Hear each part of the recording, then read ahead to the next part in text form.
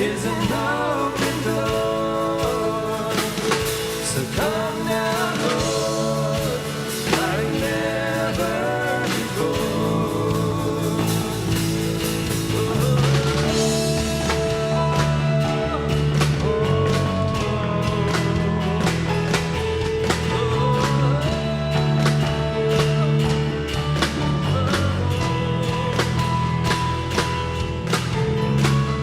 I know breakthrough's coming by faith. I see a miracle. My God has made me a promise and it won't stop now.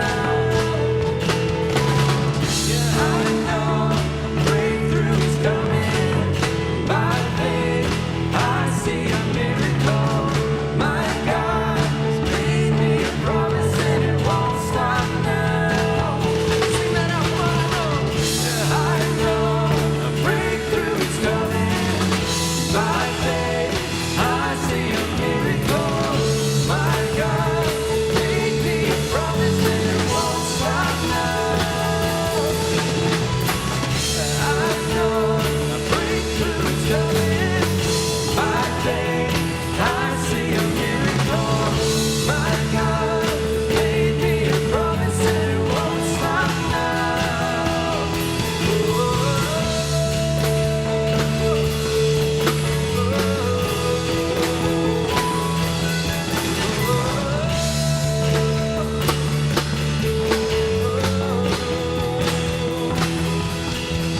Your presence is an open door. We want you, Lord, like never before. Your presence is an open door.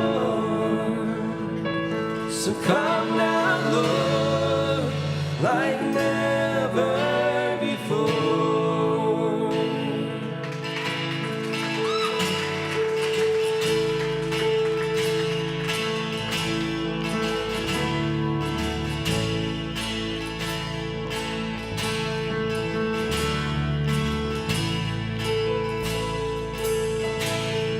Oh, I searched the world,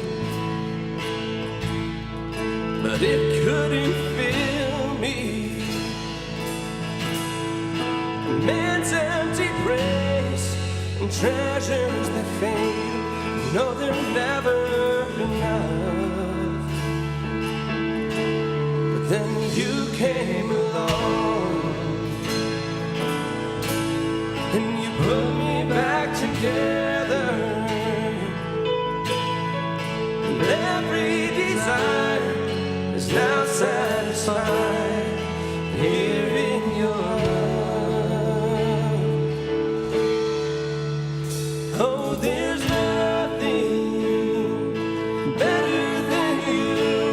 There's nothing better than you, Lord. There's nothing, no, nothing is better than you. We declare that out this morning, God. And I'm not afraid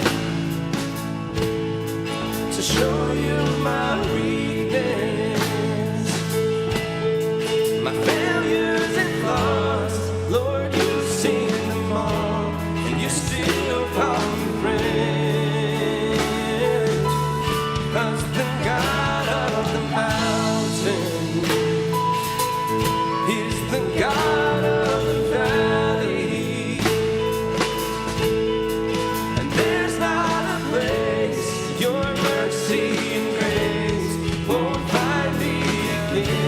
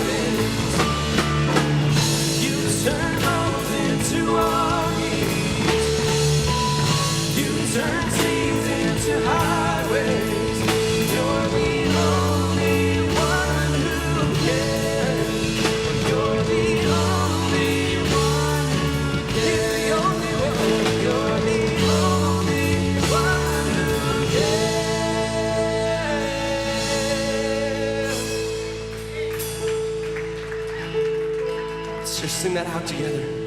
Oh, there's nothing better than you. There's nothing better than you, Lord. There's nothing, no, nothing is better than you. There's nothing better, God, there's nothing better than you. There's nothing better than you. There's nothing, nothing is better than you.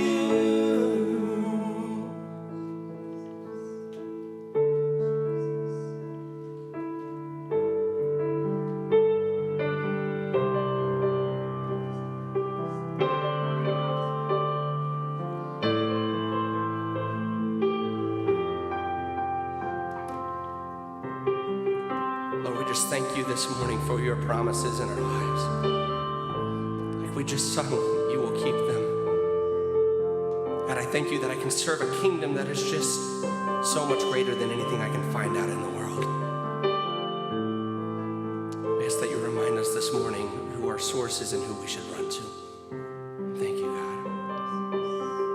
Thank you.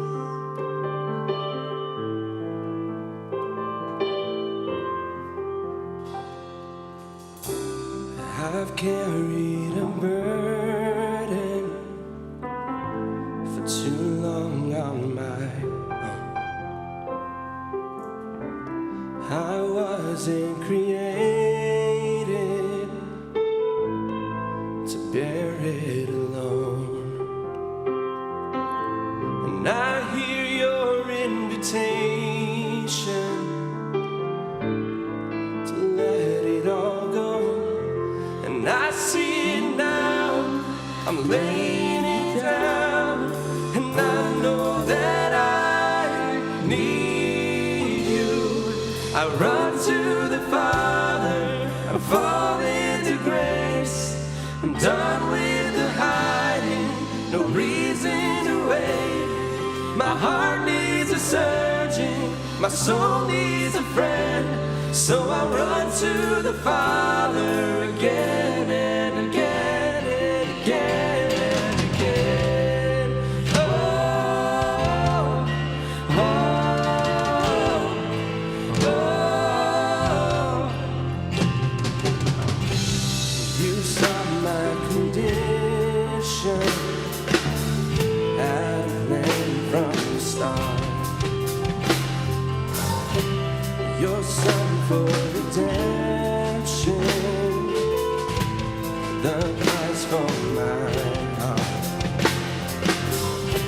And I don't have a context for that kind of love. I don't understand, I can't comprehend, and I know that I need you. So I run to the Father, I fall into grace.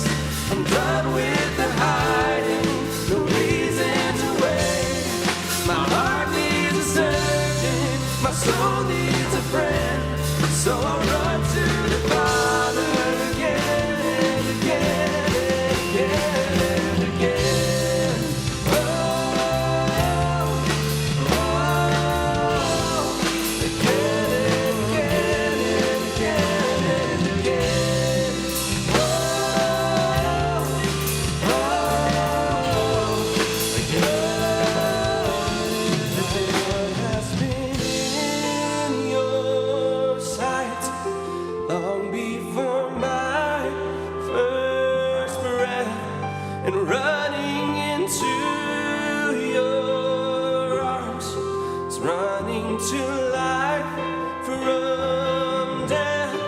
And I feel this rush deep in my chest. Your mercy is calling down, just as I am. You pull me in,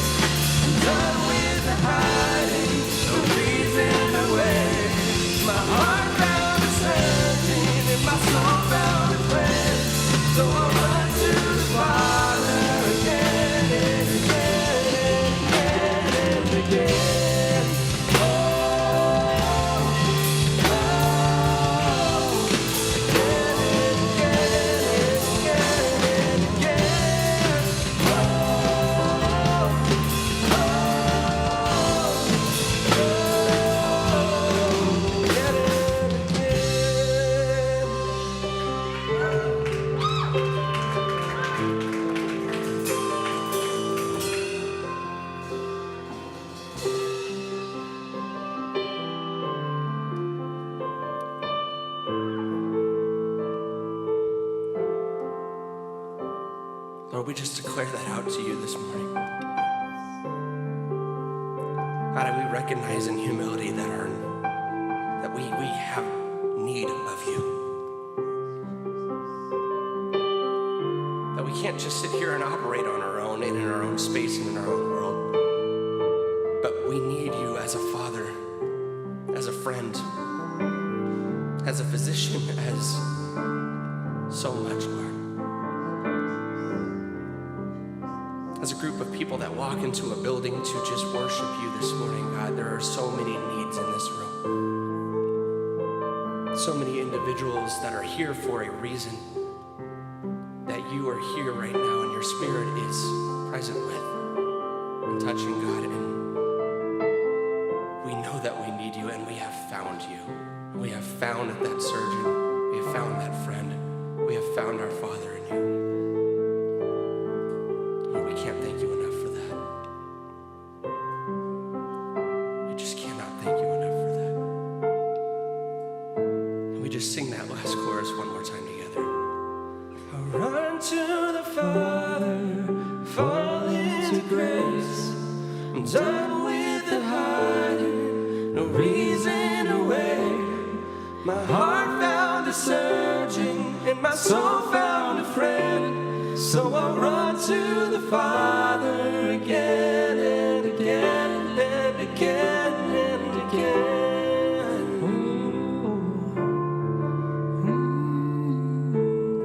Lord, we will continue to run to you over and over again. I'm so grateful that you are always there, ready and waiting with arms open.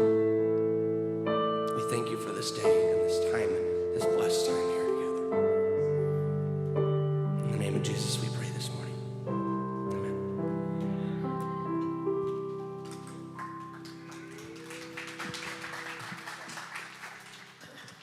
Well, good morning, friends. Oh, sounds like we're doing awesome today. That's good. Well, my name is Heather, and I am your admin here. I have the pleasure of welcoming you. If this is your first time joining us, we are honored to have you. And no matter your starting point in your journey of faith, we are ready to walk alongside you. If you look in the seat back in front of you, there's something we call Connect cards. If you fill those out and turn them into the Welcome Center after service, you'll get to meet our amazing host team member, Ryan Hightower, who will not only have a small gift for you, but will be able to answer any questions you may have. Another resource we want to encourage you to use is our text messaging system, Text Genesis. Here you can ask questions, sign up for things, or submit prayer requests. One time, I think someone was texting from the dentist chair because they were like, I'm getting a root canal in 5 minutes, pray for me. So that is absolutely the correct way to use it. So do yourself a favor, save this number in your phone. Do we have anybody here who's used the Yelp app, either writing a review or reading a review? A couple of us? Yes. So stereotypically, it's known for leaving complaints, not compliments, right? So I'm going to go ahead and confess, I've totally gone on there to complain. But if you're in the same boat as me, we can use our Yelp Powers for Good, because I'm encouraging you to leave a Yelp review for Genesis Church. This past week, I looked up our stats on how often we pop up in online searches, and over 1,000 times a month we show up in someone's computer. And 30 of those times, someone actually clicks and looks on our link. So that's a person every day who is looking for community and an opportunity to know Jesus. So if you could help us in this, we made it easy for you. You don't need to search for it. You can just text the word Yelp to that message system you saved in your phone, and we'll send you the link, or you can also find it in your newsletter. Also, if you'd like to contribute to what God is doing here, a simple way is by giving.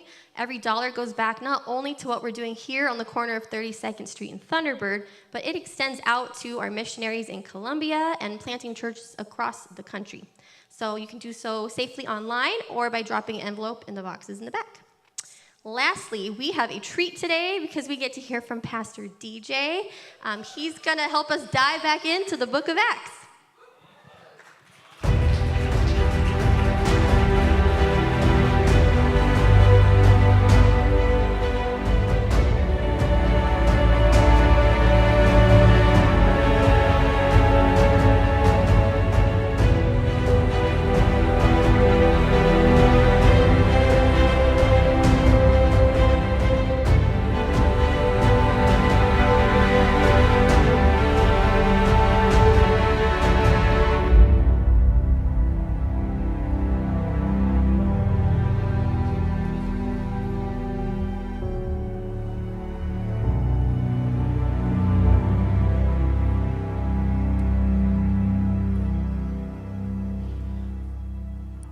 We forgot to change the lighting cue, so you got to see me get ready for you this morning. It's awesome. Thanks. It's not very often that you get called a treat, so I'm going to accept that for everything that means. Glad that you're here with us this morning. My name is DJ. I'm the youth pastor here at Genesis, and it is my pleasure to be with you this morning. I have this microphone because I've had this like brutal sinus cold all week, and so I may start coughing in the middle of this, so I want to be able to spare you from the racking coughs. We'll get through this with Dayquil and Ricolas, right? Yeah, it's gonna be great. It's gonna be great. But in the interest of being vulnerable and authentic, I wanted to give you a confession this morning. I hate the status quo. Anybody else in here that's an anarchist like me? Anybody else want to just burn it down? How did I know that Zach would be one of those? I knew it. If it's a choice between leave it alone and blow it up, I want to blow it up every single time. Come on. Some of you are not with me. My other job probably doesn't help this, right? Like, I go to the racetrack, and we're always chasing new lap records, wins, like dominating other people. We are in it to do all of the wrecking. We are, well, hopefully not too many wrecks, but yeah, all of that. So it just feeds that part of my life that's like, forget it. Like, this isn't working. Let's throw in the towel and let's start all over again. And I can tell you about 5 or 6 instances in my life where I have done this, where I've just been prepared to do all of the things to change whatever it is that's going on. One of the most formational for me was in 1998. I was 19. You can do the math. Let's not do that too well. But my life was not going very well at that point in time. And so it seemed like a good idea to move 2,000 miles and go to Bible college and uproot my entire life and do that. And so when you're sitting in your living room, that sounds like a great idea, right? That sounds perfect. But then when you actually make that drive and you show up and you're a crushing introvert and you don't know hardly anybody there and you're wondering how you're going to pay for it and you can't have a job because it's in another country, everything suddenly gets into a little bit sharper focus and the anxiety starts, right? It's tough. It's tough. But I stayed, and that year of my life changed my whole trajectory. It changed everything. So that's part of why I am who I am. How about you, right? We've already established many of you are not like me. Some of you are maybe even the leave it alone, even if it's broken types. Anybody here that way? Are you a leave it alone? You're not raising your hands because you don't want to admit to it. But I know somebody is. And listen, I know that there's got to be a middle ground here, right? There has to be a middle ground where most of us live. But when you're a burn it to the ground type, it doesn't feel like it, right? You people are just getting in my way. I'm glad you laughed at that, because I try to be more sensitive now that I'm older in my life and understand that we can't just burn everything to the ground. This morning I want to ask us this question. Are you going to live in the Tentmaker stall or the synagogue? And right now you're like, what does that have to do with burning everything to the ground? And what are you talking about? Well, I'm glad you asked. So grab your old school Bible. Who's got an old school Bible this morning? Anybody brought theirs with you? Yeah, a few of you. Nice. Good work. So we're going to be in Acts 18. If you don't have a paper Bible, you can grab the YouVersion app, and once you're in there, you can look for more down in the bottom corner and click on events. And then if you look at Genesis Church, you will be able to follow along with everything that we're doing today. Starting in Acts chapter 18. And just a side note, this is what you get when you make fun of Pastor Ryan for being in Acts forever. He makes you reintroduce the series back to you after we've been in Genesis 2.0. So here we go. Then Paul left Athens and went to Corinth. There he became acquainted with a Jew named Aquila, born in Pontus, who had recently arrived from Italy with his wife Priscilla. They had left Italy when Claudius Caesar deported all Jews from Rome. Paul lived and worked with them, for they were tent makers, just as he was.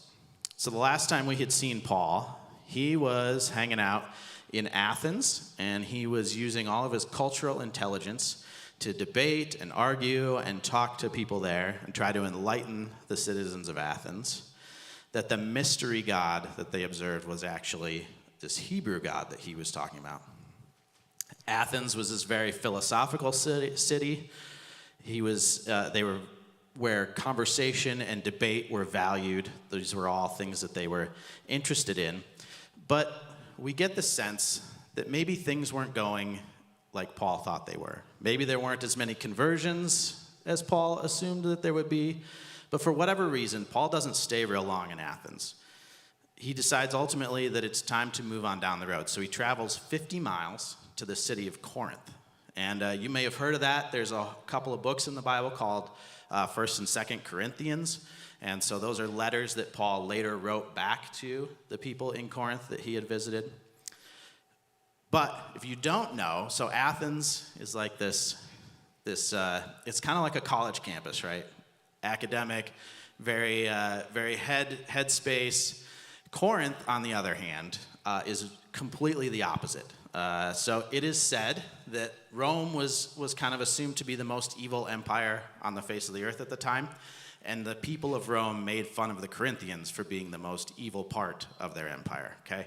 So you're talking about a place where Paul has gone to have conversations, and now he's going to this place. What in the world was he thinking?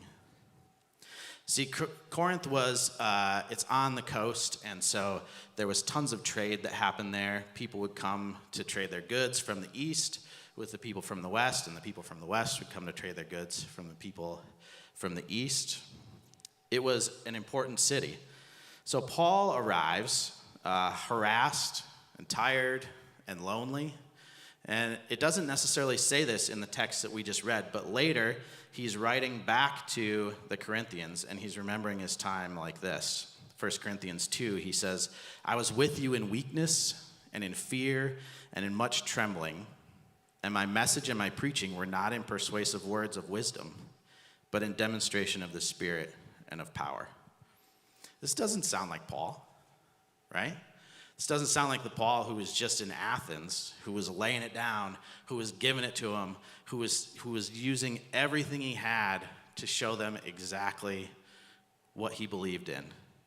See, Paul came to Corinth broken and weary, and he found companionship there. It talks about Priscilla and Aquila, and the reason that Paul gets to know them is because they're in the same industry that he is.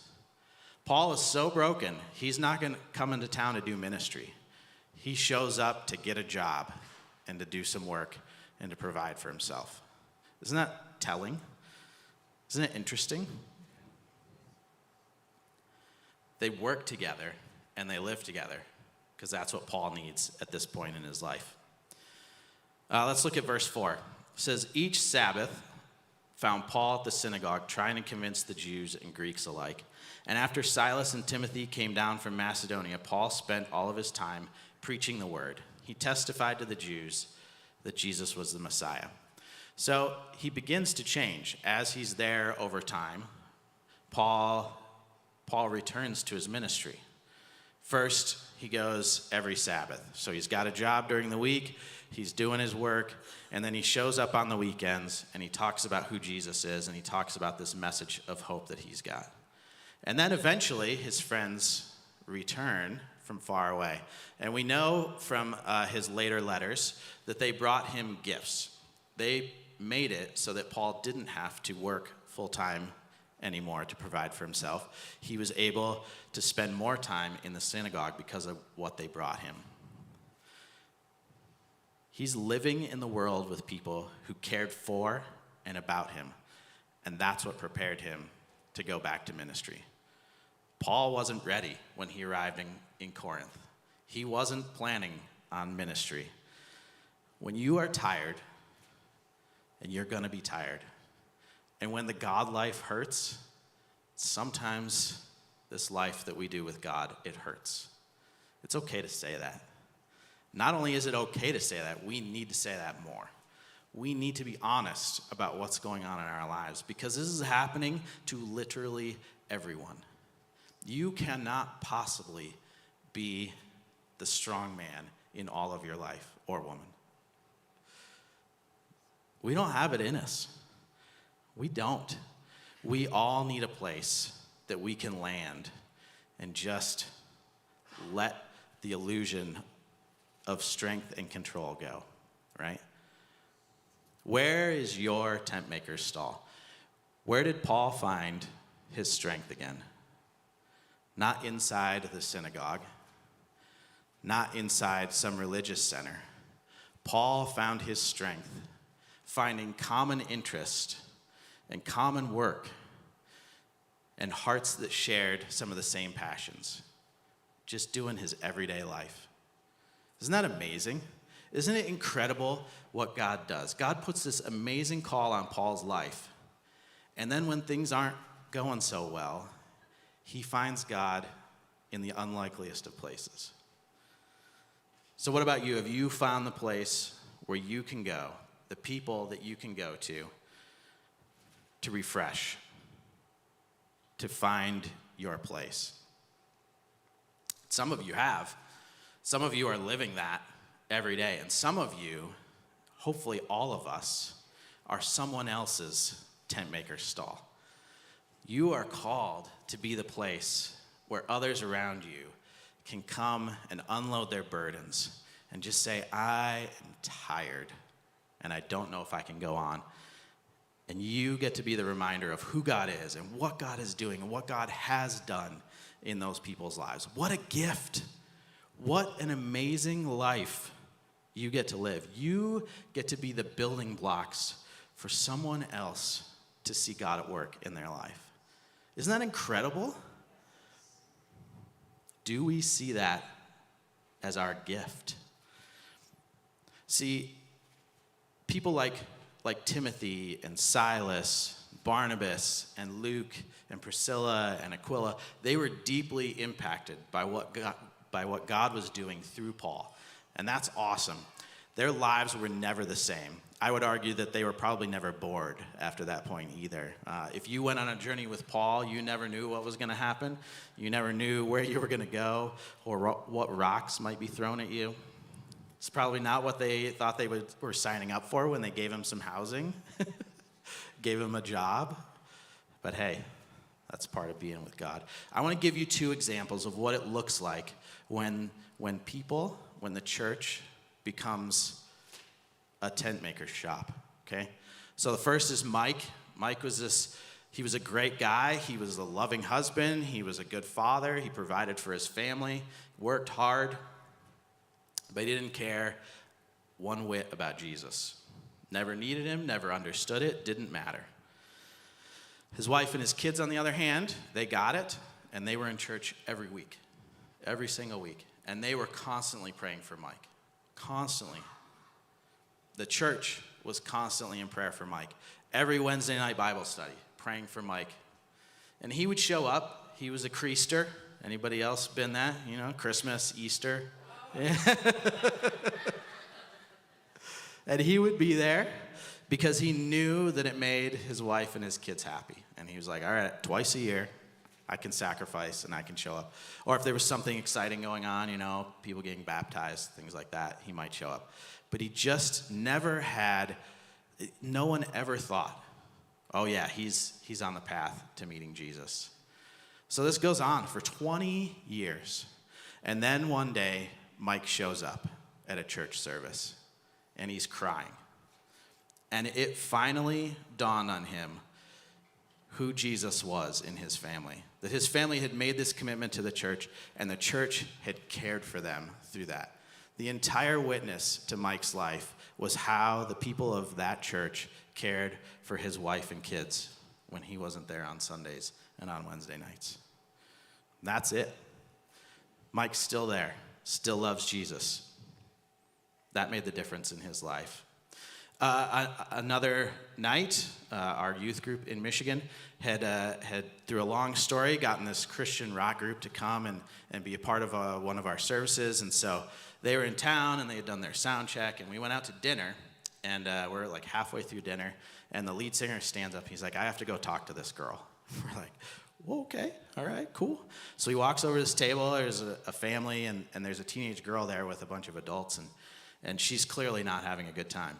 And so he's like, hey, he introduced himself. He talks to her, and he's like, I really think that you should come and hang out with us tonight. We're doing this concert and this thing. She's like, all right, I don't have anything else going on, fine. So she actually showed up. She showed up, and she was there and experienced it all. I never saw her again after that night. She was from out of town. They were there on vacation, but her life, she admitted, was not going the way that she thought it was going to go. And there was just a whole lot going on that she was frustrated and didn't understand. And I don't know where she is with Jesus. I know that night she was still skeptical about all of it. But I know that it cost that guy literally nothing to invite a girl someplace to show her that adults saw her and cared for her because of what God had done in their lives. That's living in the Tentmaker shop. All right, so there has to be an opposite of that, right? And we get to see that in this story. So in Acts 18, verse 6, it says this. But when they opposed and insulted him, Paul shook the dust from his clothes and said, your blood is on your own heads. I'm innocent. From now on, I will go preach to the Gentiles. So Paul has moved from talking on the weekends to now being there all week long to just trying to do some ministry in the synagogue. And this is their response. The cold truth of reality is that not everyone is going to choose the life that we have chosen. Not everyone that we come in contact with is going to choose to be a Jesus follower when we want them to do it. And especially when that someone is someone that we care about deeply, when it's not a stranger, when it's someone in our family, when it's a friend, when it's someone that we know could benefit from living with God. It's hard. It's difficult. It's hurtful sometimes. But what is our responsibility here? Is it our job to convince other people to follow Jesus? Is it my words that are convicting? No, absolutely not. It's God at work in us. Listen, we need to remember, and I don't mean this in like in a tear us down way. I don't mean this in a you're not good enough way, right? I want you to hear what I'm actually saying this morning. You and I, the best we can be, are reflections of who God is in our lives. The best thing we can be is a signpost that points to the one who gives us hope. I'm not giving you hope. You're not giving anybody else hope. You can't fix any of it, right? The bonus that we have is we know who can. We know who can make our lives whole. We know who can give us the confidence to face whatever it is that we have to face in our lives. That's the hope that we have. Not that suddenly I have the right answers, but that he's got the right answers, right? Come on. Alexander McLaren says this. It is a great part of Christian wisdom in evangelical work to recognize the right time to give up efforts which have been fruitless.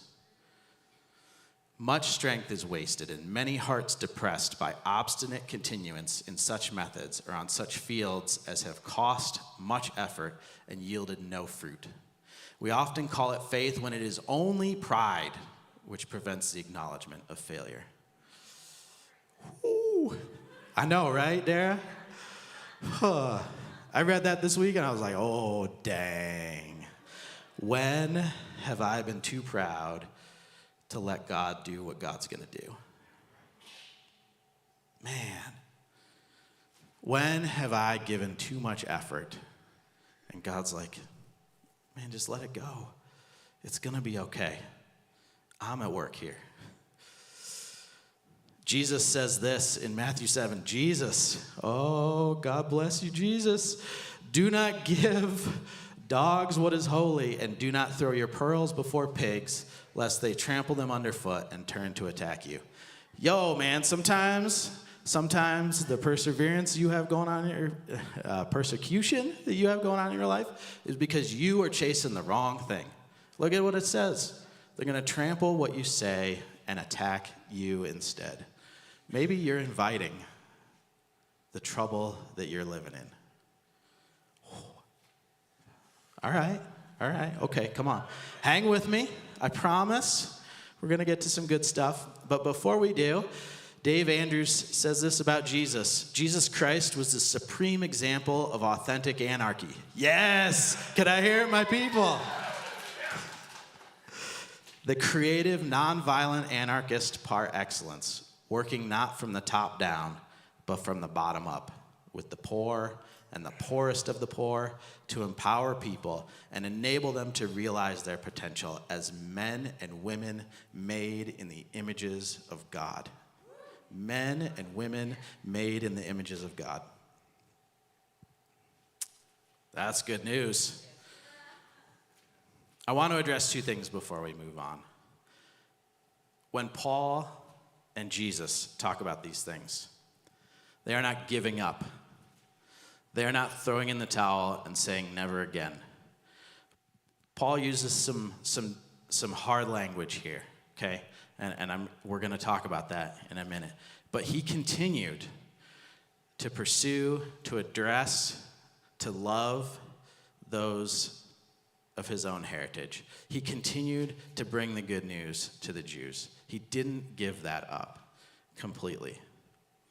In this moment, he's simply recognizing that this group of people had made a choice. They had decided they didn't believe this, and that was okay.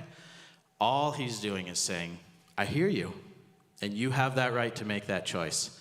And so I am going to give up my pride. I am going to give up what I think is a better life for you and say, okay, you do what you need to do.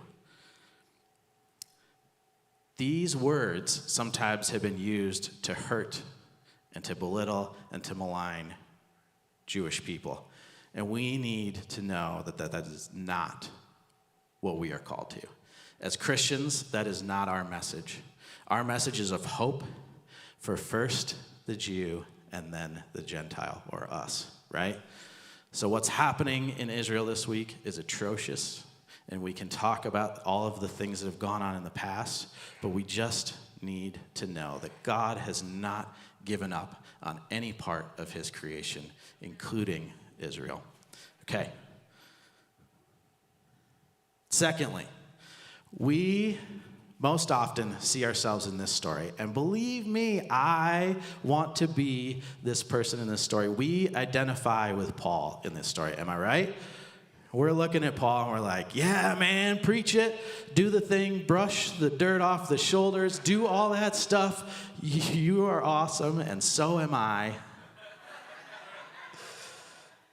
But what I'm asking for you to do this morning is not identify with Paul in this story. Set aside Paul. Paul is a special guy, and there's plenty of room for you to be Paul in your life. What I'm asking you for is to see everyone else in the story. See Priscilla and Aquila and Silas and Timothy. See the synagogue, as difficult as that is. These are our people. These are us. And the question this morning is, who are we going to be? Are we going to be Priscilla and Aquila, giving rest and purpose and hope to a weary traveler? Or are we going to be the synagogue, saying, nah, we're good. I think we're all right. Jesus and Paul are both clear in their purpose to do what they've been called to do with people who are receptive and ready to hear the truth that's offered. They have urgency. We need to have some urgency. They have an understanding that there's not a lot of time. But they also understand that if there's not a lot of time, there's not a lot of time to be wasted. There's not a lot of time to be given to things that don't matter. There's not a lot of time to be given to fights that can't be won. Are you more interested in reaching other lives or being obeyed? Do we need to be obeyed as Christians? No, I don't think so. I don't think God calls us to that at all. We're called to obey. We're called to follow the one who gives us everything that we need. Every decision that we make takes time and energy. It takes something from us. Every time you say yes to something, it means you're saying no to something else. Shouldn't we make sure that the yeses that we're making in our lives are pointing to the things that matter, that are the most important, and not about some frivolous pursuit of being right? See, when we bash our heads against the wall, we're missing an opportunity to be love and to be caring for somebody in our lives. Is that what you're looking for? To keep the fight up? Or are you, like Priscilla and Aquila, looking to invite people into your life? Are you looking to lay down your rights? Say, come on, bring whatever it is that you've got. Here's a spoiler for the rest of Acts 18. Sorry, Ryan. Here's a little spoiler. Paul and his friends take their little mission right next door. Somehow this guy gets involved who lives next door to the synagogue. I love that. How fitting is that? The synagogue says no, and God says, come on over here. This is cool. We'll just take a little detour. It's fine. You want to find life? Here it is. Here's what I want you to consider as we get ready to peace out this morning. The social and community life that we are living in is a whole lot closer to Corinth than it is Athens. Listen, I know we think that we're very philosophical, we're very smart, and you are. You are very smart people. I know this. But as enlightened as we are, there is a lot of sin and junk and brokenness and disturbing things going on in our world right now, right? Yeah. We are way closer to Corinth than Athens than we're comfortable admitting. Doesn't that disturb us? Doesn't that stir something up in us? If we're really followers of this better way, doesn't that say to us, there's got to be something else that we can do here? There's got to be a better way to talk about this stuff. Does it make you frantic to be right and to change it immediately? Or does it make you willing to dive in with people in your life, to show up for people who need you, to look for the weary and the wounded and the hopeless, to point to the one who's providing hope? Sometimes we yearn for the old days, right? And we think, oh man, if it was only like it used to be. But it used to be, people were hiding. People weren't living out there. I think we have an amazing opportunity to begin to see who people really are. We're not seeing people with masks on. This is my hope in youth ministry right now. Kids are real. They're showing us who they are. And I could go over all of the ways that we get to see that. But that gives me hope. Because in the 90s and the 2000s, it got hard to talk about Jesus. Because when life is just pretty good and there's not a lot of stress, there's not a lot of things going on, we had to be really creative in how we talked about Jesus. We had to be willing to engage the subtle in different ways. We had to be willing to say to people, hey, listen, your life might not turn out the way you think it is. And they're like, yeah, but it'll still be fine. I'll have a job and I'll be fine. Kids are wondering if they're going to be able to move out of their parents' house by the time they're 30, right? That's terrifying if you're a teenager right now, right? You guys as parents, you think you're worried about your kids moving out? Believe me, your kids are worried about not being moving out. Know what I'm saying? They want to play video games all day long too.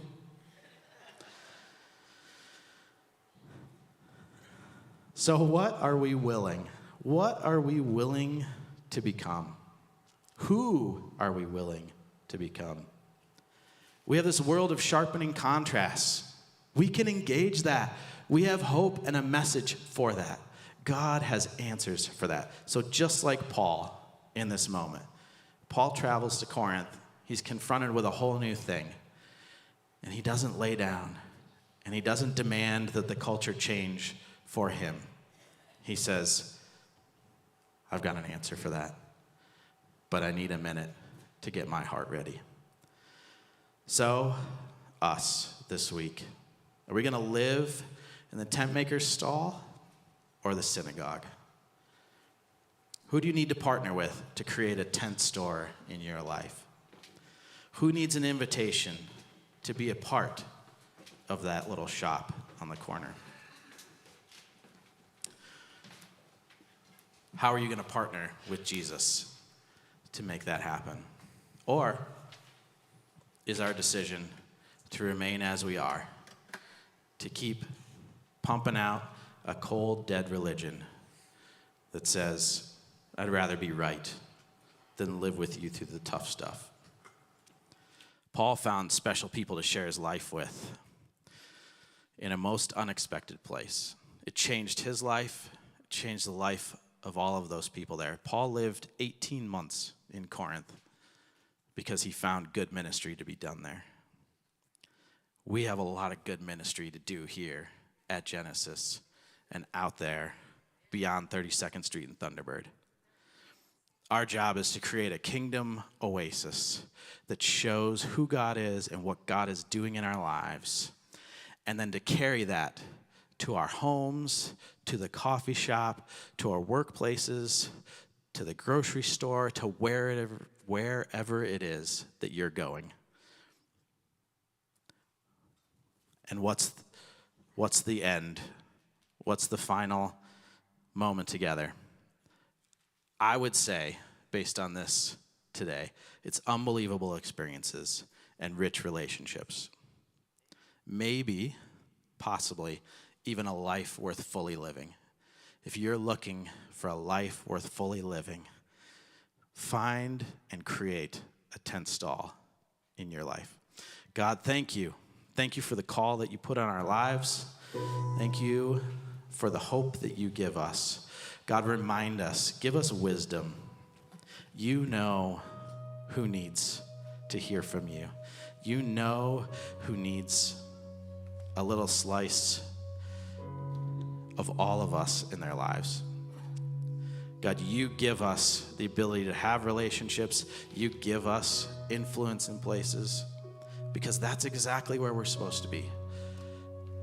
God, help us to choose wisely. Help us to put aside our pride and to live an amazing, incredible journey with you. Thank you, Jesus.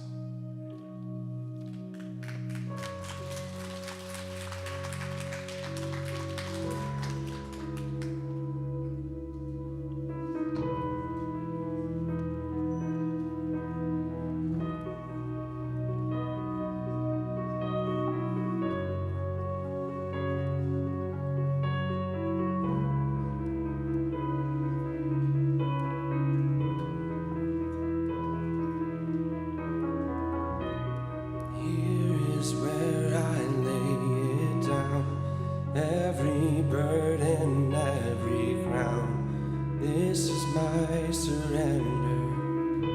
Oh, this is my surrender. And here is where I lay it down. Every lie and every doubt. This is my surrender. And I will make room for you. To do whatever you want to do whatever you want to. I will make room for you to do whatever you want to. Do whatever you want to.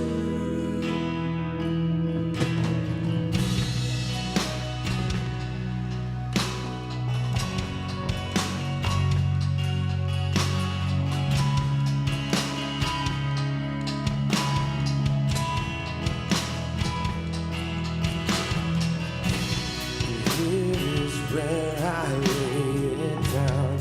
Every burden, every crown. This is my surrender. This is my surrender. Here's where I lay it down. Every lie and every doubt. This is my surrender. I will make room for you to do whatever you want to. Do whatever you want to.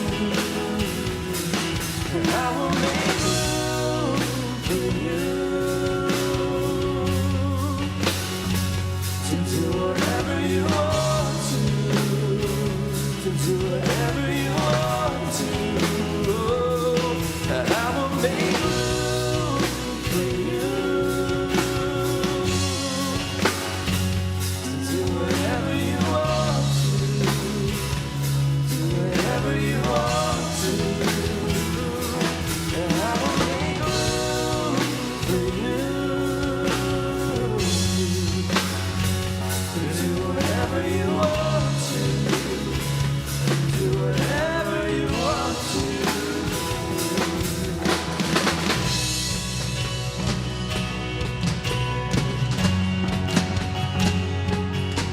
Come and have your way, Lord.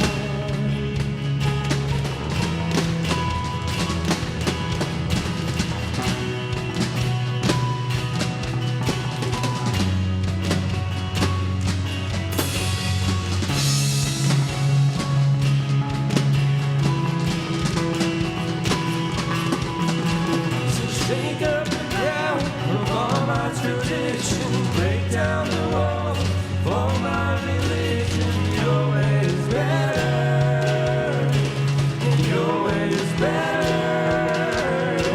So shake up the ground of all my tradition, break down the walls of all my religion. Your way is better, your way is better. Shake up the ground of all my tradition, break down the walls of all my religion. Your way is better, your way is better. Shake up the ground of all my tradition, break down the walls of all my religion. Your way is better, your way is better. I will make room for you to do whatever you want to. Do whatever you want to. And I will make room for you to do whatever you want to. Do whatever you want to. And here is where I lay it down. You are all I'm chasing. This is my surrender.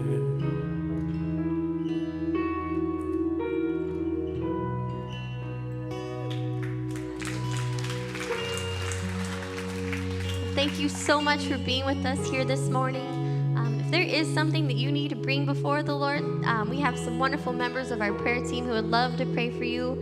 And please remember, all throughout the week, we're available for prayer requests. The staff prays over them every Tuesday. So please, we're here for you guys. We'd love